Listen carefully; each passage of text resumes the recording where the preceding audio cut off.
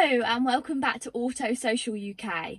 If you're already subscribed, then perhaps this video isn't going to be as interesting for you as normal, because I'm not doing a review today. I'm going to do something a little bit different, and I'm going to do a how-to video.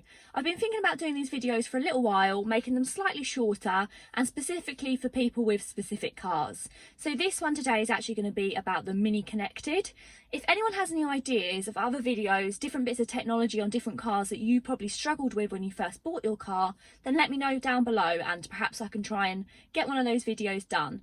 So yeah, today we're going to be talking about the Mini Connected app. Apparently this is something that a lot of Mini owners don't know a huge amount about, and it can be a little bit fiddly to get set up. So what I'm going to do is I'm going to set it up today with you here, and I'm going to show you how to use it. So the very first thing we're going to want to do to get started is search for the Mini Connected app in either the Apple Store or also the Android Store as well, and then download that. So the first thing it asks is, would you like to use Bluetooth? And yes, to get the car to work you do have to activate your Bluetooth, so okay, and then get started. Okay, so the first thing it's going to do is it's going to bring up this screen with an email and a password combination. You just want to click the new user create account, and then you're going to start creating your account. I'm sure everyone's familiar with this kind of process before, but of course it does now say it's going to send me a confirmation email to make sure it's all connected. So of course, check your emails, but also check your junk, as it can sometimes fall into there. Once you've clicked the link in your email, then you can reopen the app again and go to login. Next up, you just need to create your own 4-digit PIN. The next thing that your app will ask you to do is go ahead and enter your car's VIN. Now, the easiest way to find your VIN number, I would say, is on the front of your car. So on the passenger side, on the window is the sticker with the VIN of your car. This can also be found on your logbook, or quite often it's also on all of your Mini handover paperwork. So once you've entered the vehicle VIN, it will then talk you through the next stages. Sometimes it'll actually ask you to plug it in, but in this instance it's asking me to press the COM on the central pad, and then it's asking you to go to select Mini messages.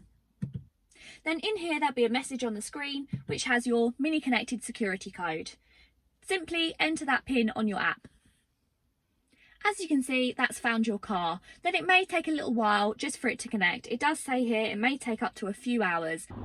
So that didn't take very long to connect at all. It took around 10 minutes. And as you can see, it's now picked up all the data from my car. Of course, I am driving the electric car, so I'm going to start with some of the benefits you get from Mini Connected with the electric. So to start, as you can see, I have my mileage and the amount of range that I have on the vehicle and the percentage of the battery charge as well. Different things I also have on here is I can locate my vehicle. So this can be done on all cars. So if you hit locate my vehicle, and then it brings up where your Mini is parked. So this is fantastic if you've lost it in a shopping centre or anything like that. Different cool things that you can do on the top spec models is you also have a climatise section. So if I hit climatise now, as you can see, that has now turned on my aircon and it is starting to climatise my car. Obviously, I wouldn't usually be doing this while sitting in the car, but this is something you can do to precondition the vehicle before you get into it. If it's a hot day, you can cool it. If it's a cold day, then you can warm it up. So it's a brilliant little touch. You can either do that straight away, so as I've done there, you can just hit it and that will start it up. Or what you can also do is, if you go on this section, charge and set climatisation, on this, what you can do is you can actually set it to start climatising at a certain time of day. So say you're due to leave at 7 o'clock in the morning, then you can start to climatise it from around 6:45, and that means the car will be ready for when you're about to leave.